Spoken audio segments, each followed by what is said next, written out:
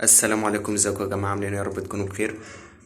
وقبل ما نبدا الفيديو بتاعنا ما تنسوناش في اللايك والاشتراك في القناه فضلا وليس امرا، عشان يوصلكم مننا كل جديد احنا بنعمله.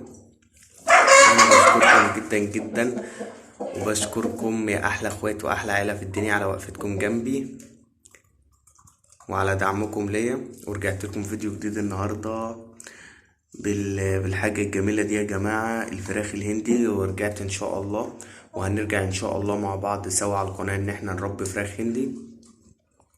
ورجعت لكم بالفراخ الهندي الجميلة دي، ان انا اشتريت الديك ده يا جماعة والبربرتين دول. هي ما شاء الله فيهم واحدة بتبيض، هقول لكم دلوقتي انهي واحدة فيهم اللي بتبيض. ما شاء الله هما صحتهم كويسة جدا، وحاجة مستواهم ما شاء الله مستواهم كويس. وكمان هندي بلوزة مش بعرف هما يا جماعة. وفيهم بربرة من البرابر دي بتبيض.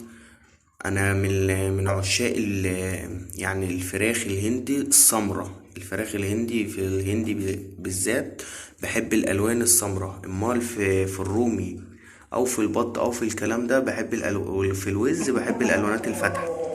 امال في الفراخ الهندي يا جماعة بحب الالوانات السمراء يا جماعة. ما شاء الله زي ما انتم شايفين كده الديك حاجة فخامة، كمان شكله جميل ما شاء الله. هي البربرة الاولانية دي اشتغلت قبل كده، هي بعرف مش بلوزة. وهي حاليا يا جماعة بتبيض. امال التانية دي موسعة، يعني قدامها بالكتير اسبوع او اقل من اسبوع. ما اشتغلتش قبل كده خالص، يعني هي والديك اول امال الديك كانت اشتغلت قبل كده. اهي يا جماعة ما شاء الله زي ما انتوا شايفينه كده.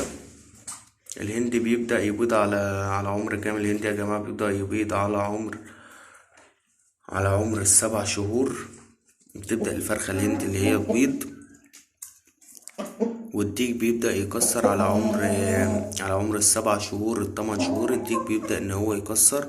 مش زي الفراخ البلدي خالص، بيختلف. انا حطيت لهم برسيم اهو ذرة.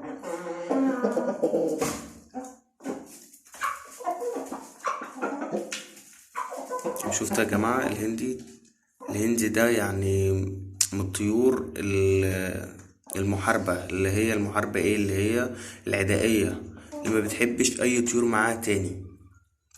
يعني انا هحطهم في المكان ده زي ما انتوا شايفينه كده.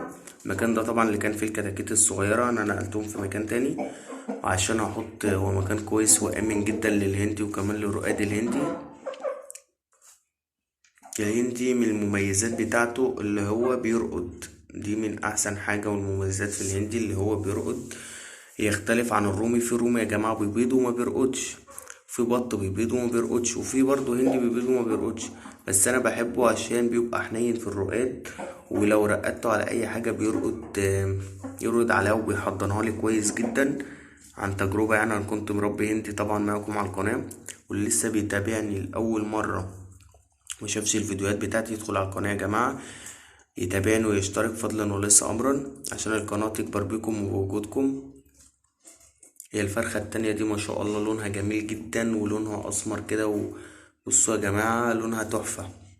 لونها تحفة ولسه كمان ما اشتغلتش. يعني هي والديك يعتبر زمايل. امال دي كبيرة، دي اشتغلت قبل كده مرة او اتنين، بس هي حاليا بتبيض. نعمل ايه لو الفرخة الهندي اللي عندنا بتبيض وانا مش عارف اعمل ايه في البيض؟ اسيبه تحتيها ولا اخده؟ لا، هو انا يا جماعة عن نفسي باخد البيض من اي طيور عندي، بحط لها